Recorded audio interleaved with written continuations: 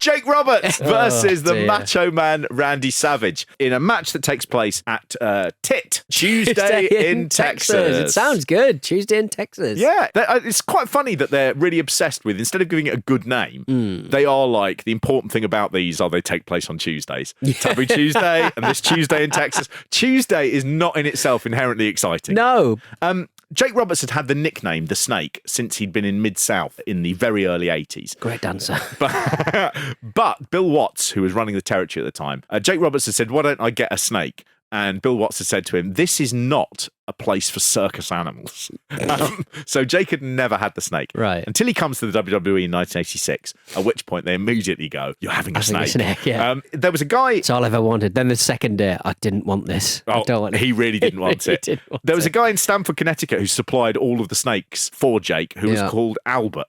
And Ted DiBiase talked about Albert in an interview. He said they would bring Jake a snake at the beginning of a tour, and he would be responsible for that snake until the end of that tour. And then the snake guy, Albert, would come back and get the snake, and Jake would go home. And nurse it back to health. Immediately sort of just go, this snake has to be destroyed. This is a velvet rope from a nightclub. Don't look at me. This snake has seen so much cocaine use that it's actually addicted to cocaine through its eyes.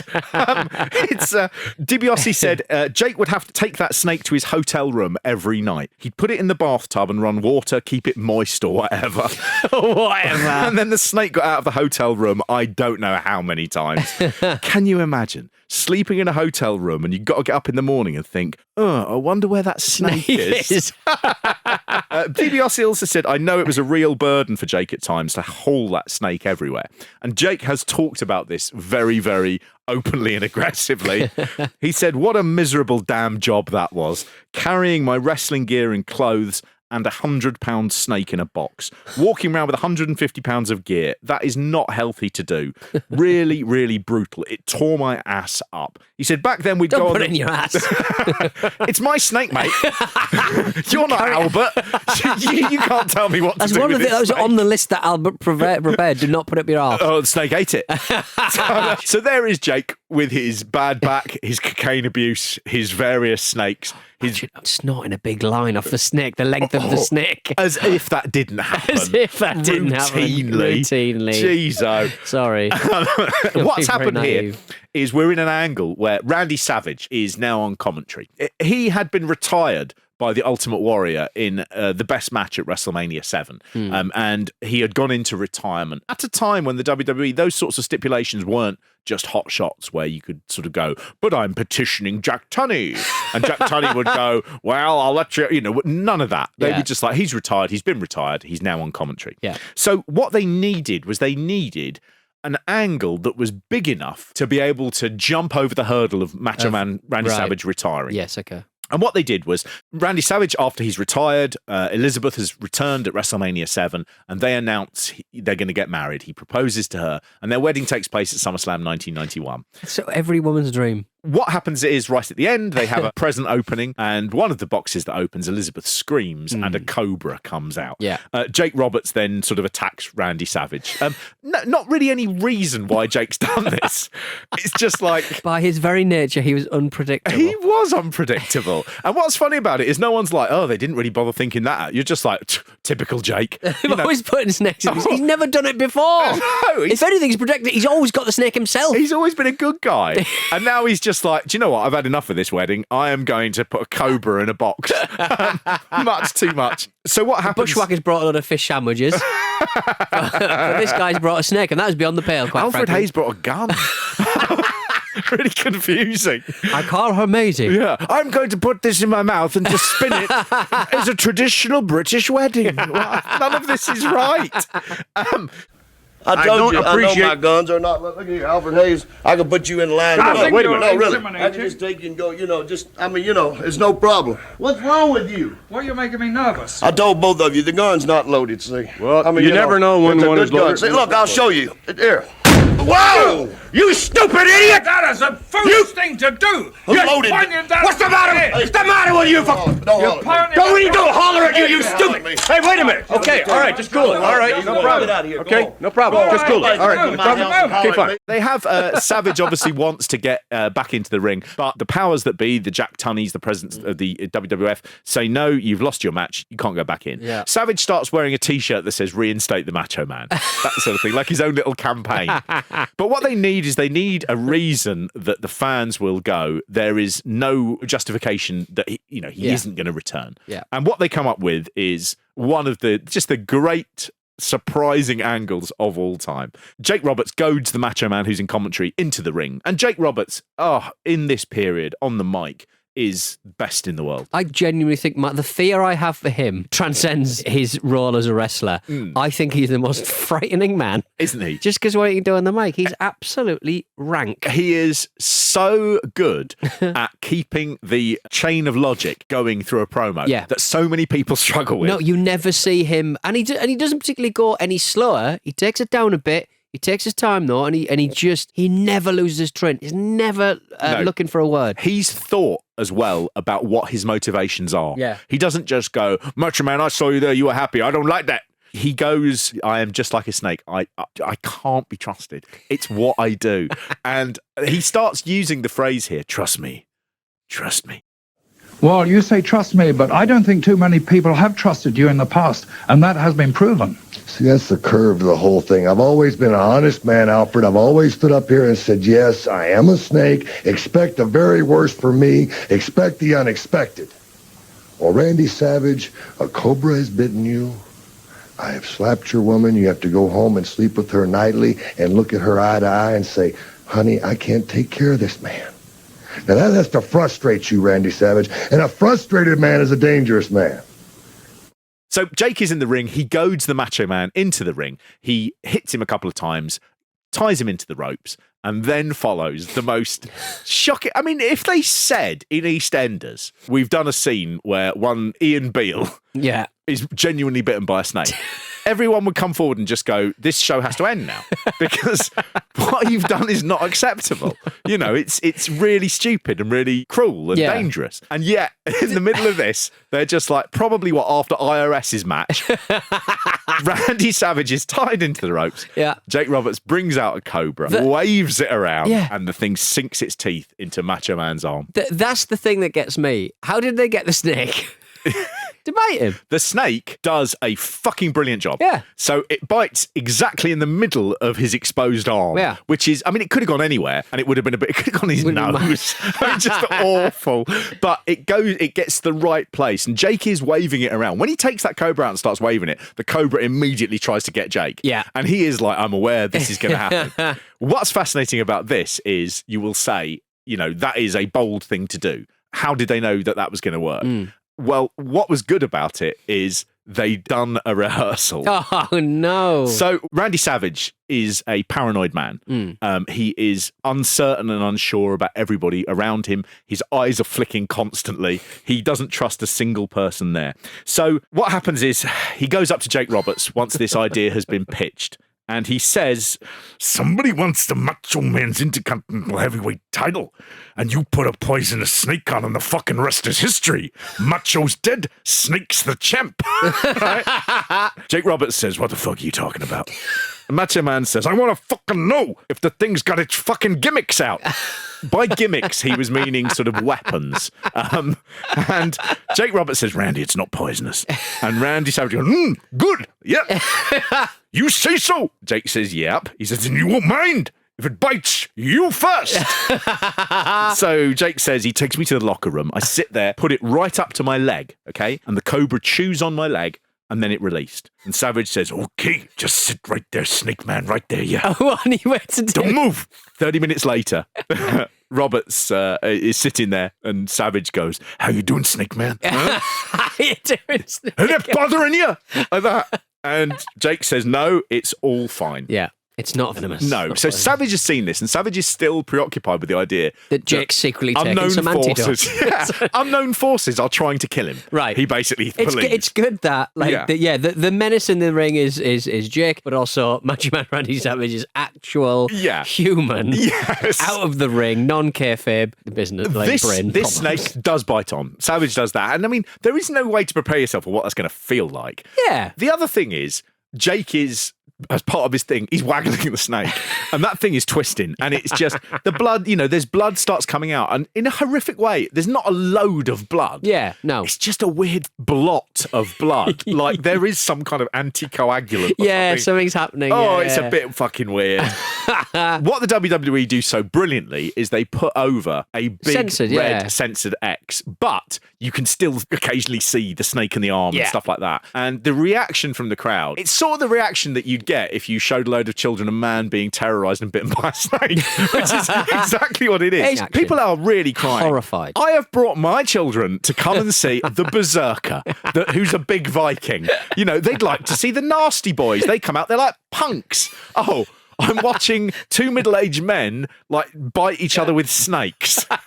Like it's some kind of Texas revivalist church.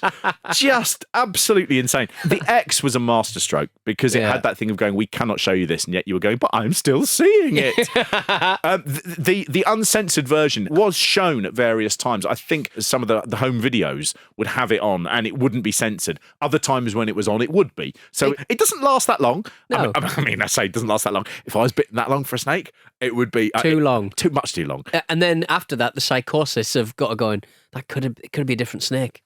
Snake man's trying to kill me. Well, it didn't work out well for Savage in the end. He said the snake was supposed to be devenomized, but when the python bit me, oh my God, it wouldn't let go.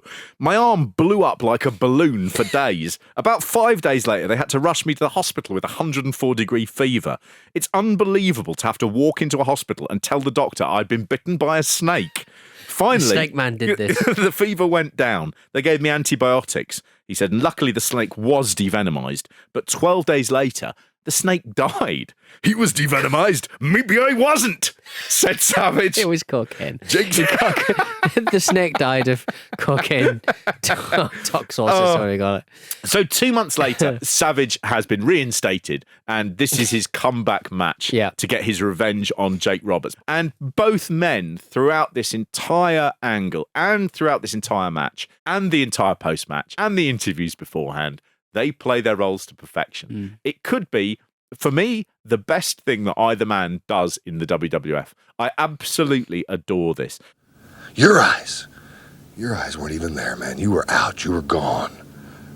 But you know whose eyes I enjoyed the most? Do you? Elizabeth's. Pupils so small, so intent, so scared for the man that she loved. And what a rush I got, man. Up and down my back, it felt so good. My hair felt like it was tingling. I mean, I had goosebumps all over my body listening to you squeal for a man that could not do anything but flail around and couldn't help himself at all, Talking about, Miss Elizabeth and stuff, and talking about what a rush he gets and stuff. And which is a dangerous thing to do, lordy. because Savage, you can see with his paranoia about the snake, the one thing that he was really paranoid was that people were coming after his woman. And for Jake Roberts to do that, knowing full well that That's Randy Savage how he has thought had in real life. years and years of just being absolutely ballistic and mad about Miss Elizabeth, he's chosen to do that and really, really prod it. A really good couple of bits that happen in this that you go, this has been thought out so well. Gorilla Monsoon and Bobby Heenan are on commentary. Heenan doesn't do any comedy at all. They do it incredibly straight, and it adds to the drama. There's no Gorilla Monsoon giving feed lines, and there's punchlines from Bobby, and I wouldn't want to be on the wrong side of that snake, by which I mean none of that. They are just like, he's going to kill him. He is going to kill him. And the match itself is just really scrappy. It's like a fight. There's no great sort of wrestling chain moves or anything. It's just two men launched at one another and just twatting each other. Jack Tunney has said there's no reptiles allowed at ringside. And Jake Roberts has been very clever because he's like, under the ring is not at ringside. I disagree with that. But the match itself is over pretty quickly. Savage gets his flying elbow which I don't think he really holds back on that one. And he pins Jake Roberts for his triumphant return and a modicum of revenge. What they do so brilliantly here is they just go, this is only the start of it, even though Roberts has just lost. Yeah. They go, this is not the end. This is chapter 1. And you get a great post-match segment where Jake Roberts hits Randy Savage with the DDT. The DDT at this point has been protected for 6 years as being the only finishing move in the WWE that no one kicks out of. It is the most devastating move in wrestling when Jake Roberts does it. Jake then goes under the ring and gets the snake out, and that's the point where Elizabeth runs down. And I love this bit that her thing is, well, I've already seen Randy be bitten by the snake, which in real life, Elizabeth did not want Randy Savage to be bitten by a snake as part of this angle. No. I mean, you wouldn't, would you? What are you going to say? That sounds like a good idea. You're going to say, that sounds fucking stupid. You're going to get 104-degree temperature and the snake's going to die. She comes down and she is trying to stop Jake, and she's trying to she keeps on saying, just leave us alone, leave us alone. And Jake Roberts, I mean, he's so horrible to her. It's great. Nobody has ever really treated Elizabeth like this in the WWF. No one has actually been threatening to her. Because she's like an angel. Because she's like an angel. What he does is he then gets Savage up again. He DDTs him again to sort of really go, this guy is very much unconscious now. Yeah. He gets the bag, he opens it, he sticks on a glove. And the sticking on of the glove, the slow sort of, it's not like in the old days where you used to just skitter the snake out and then not really know what to do with it. The whole horrible serial killery, I have a process and I'll get this long glove on. Out comes the cobra, Lucifer. It's named. Nice. The previous one was Damien, named after the kid from The Omen, who was satanic. Well, now we're not even like he's a bit satanic. This is the devil. That's what it is. Savage is lying on the floor. Jake is mocking him, and he's saying to Elizabeth, and it's picked up on the camera. He goes, "Beg, beg, damn it! You want to save his ass? You better start begging now. He's nothing. You hear me? Nothing." Then he grabs Elizabeth by the hair. Yeah. And the crowd are genuinely like, "Holy fucking shit! He's gone mental. Jesus Christ!" Call the fucking cops. They are thinking he's going to DDT her. They are so frightened. An air horn goes off. He makes me sick. Look at this! He's going to DDT him. This is disgraceful! This is despicable! I don't believe it! He should be suspended for life! I love the air horn. I love it like, fuck, this is, This is real. emergency.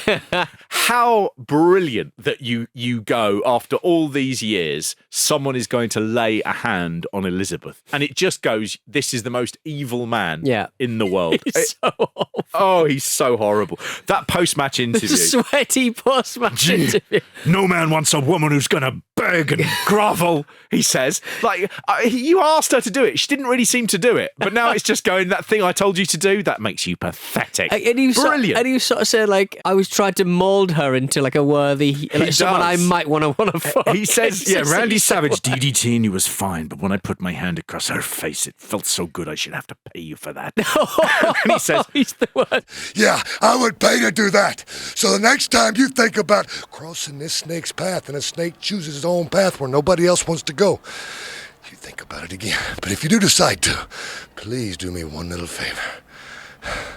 I'm begging you. Please bring her back. Let me touch her again. Oh, get out of here, please, Robert. I can cultivate her into something that even I could want. Please. The most evil. Gene, the best thing about Mean Gene is Mean Gene hears all this and Gene loses his fucking temper and he starts going, get the hell out of here. He's just the worst. What a wrestling mind. Yeah. What a wrestling mind to put that together. In 2018, he went on to Joe Rogan and he was showing off a bit, but he talked about this segment and they sort of went, do you think about it a lot? And he replied, to this day, he said, if I'm ever laying around with a girl and I'm having a little problem in the woodski department, it happens at 63. I put the video on Instantly, I'm kicking her ass, man. Oh, God, he's the worst. He was showing off. He's the worst. This then cuts to the Warlord smiling in the ring, ready for his match. And I was like, I'm done with the show. Yeah, I don't need anything else. From this point on, which is November 1991 until March 1992, so 5 months, Jake Roberts and Randy Savage, they had matches pretty much every other day on the house show circuit across the USA. They had lots of steel cage matches. They had a few tag team matches, but by and large, it was just Savage versus Jake Roberts. And I would like to see every single one of those matches. You've got every right in the world to be angry, Randy Savage. Look at the cards that were dealt to you in 1991. You lost a retirement match at WrestleMania. You get bitten by a snake on accident. And then Tuesday in Texas, in San Antonio, I snatched your wife up by the hair and gave her something that you should have given her a long time ago. Make her a better woman. She listens now, doesn't she? And now, you're faced with meeting me. You say you want me, but deep down you know that's a lie. Because after all the things that's been done to you in 1991, do you really think 1992 is going to be any better? This whole bit I adored. I adored it so much. And it was an absolute bloody pleasure to watch it. Yeah, completely agree. And until next time, trust me. Gonna watch this and not a girl. Not a girl. In the Joe Rogan thing, he did actually say that was the best nut I ever got. Nut. He's been on the internet. I left that out because I thought it ruined like how much I liked Jake Roberts. Now I've put it all in at the end. You can make your own minds up. I'm glad he's old and been devenomed.